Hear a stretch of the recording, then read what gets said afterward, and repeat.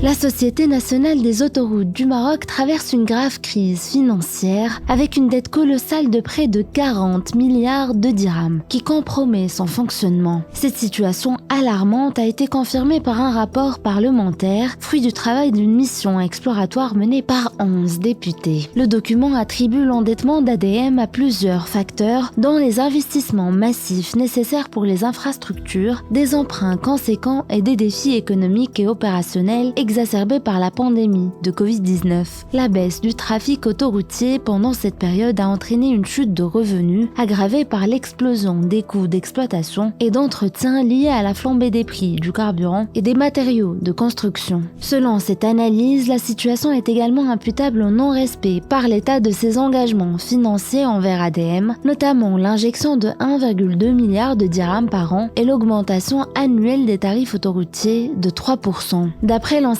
directeur général Anwar Ben Assouz, si ces promesses avaient été tenues, la dette actuelle serait réduite de moitié. Le rapport parlementaire pointe aussi des lacunes dans la gestion des ressources humaines, des problèmes de sécurité et d'hygiène sur les aires de repos, ainsi que des retards dans des projets majeurs tels que le tronçon stratégique de Titmel-Lil-Berchid, pourtant programmé depuis 2008. Avec un réseau autoroutier qui doit atteindre 3000 km à l'horizon 2030 pour accompagner les ambitions marocaines, notamment l'organisation de la Coupe du Monde, le défi reste colossal. Découvrez les enjeux et les pistes évoquées par le rapport pour surmonter cette crise dans notre décryptage disponible sur telquel.ma ou en kiosque.